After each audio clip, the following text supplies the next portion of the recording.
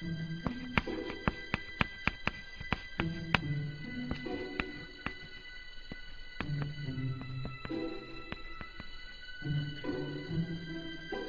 best to say this? Understand that I'm not the kind of person to sit in front of a microphone and believe that what I think will have any profound meaning to your lives. But you see, although what I have to say may upset a few of you, a few months ago I had one of those life-changing moments that forced me to realize that I've made a lot of stupid mistakes in my life. And you know what they say, make films about what you know. The problem was, why should the thousands of you now watching this believe me when I say that video games were to blame? Understand that I've played video games my entire life, starting with Atari and Nintendo, right up till just a few months ago. Over the years, I could only calculate that I've lost thousands of dollars and tens of thousands of hours of my life to them. But when I considered their effect on my life, I had to face the fact that years of gaming had not made me smarter, and button mashing had not improved my reflexes.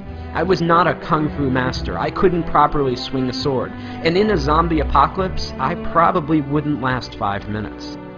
We often forget that video games are entertainment. That means beyond making you feel good, they have no lasting value. Regardless of how important it may feel to you, there is no place on a resume for Xbox achievements. The real pain behind my years of video game addiction was that I never realized their true cost.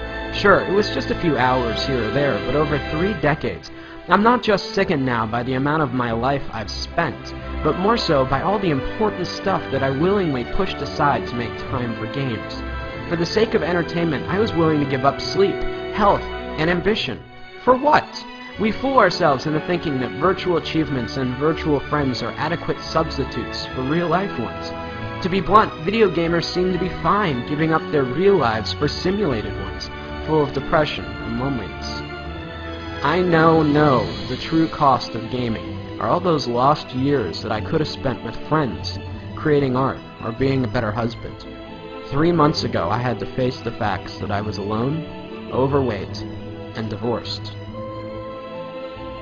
If there's a moral to this lecture, it's that as much as we may want one, life does not have continues. For much of my life, I was eager to trade away countless opportunities, friendships, and love for experiences that don't really exist.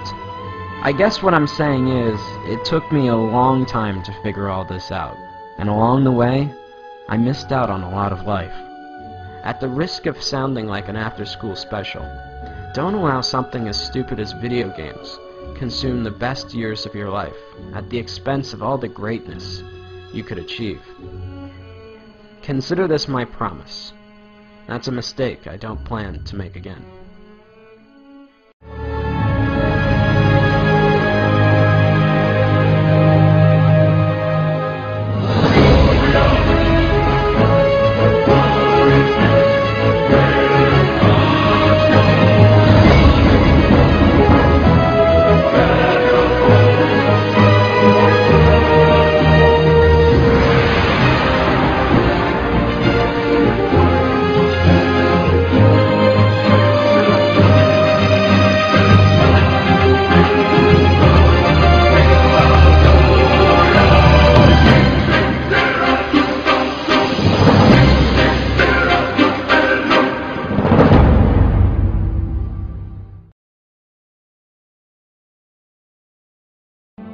Now, I know a lot of you are going to be angry or confused over the things that I'm saying.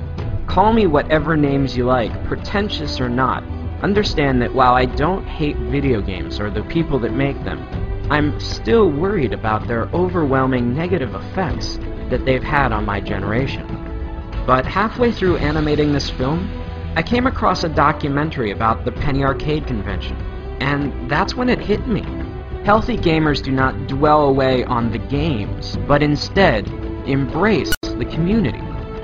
While there may not be value in the games themselves, anything that brings people together and builds communities that embrace who you really are can't be half bad. As I scan through the images of very different people, all united by a common interest, it gives me hope that something good may still come out of all this.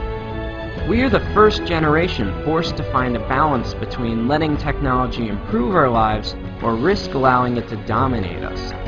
In reality, does Warcraft or Facebook improve your social life, or are you sitting at home alone? Either way, the only thing I know is that I'll never find out sitting alone in front of my TV, and neither will you. Whatever you choose, remember,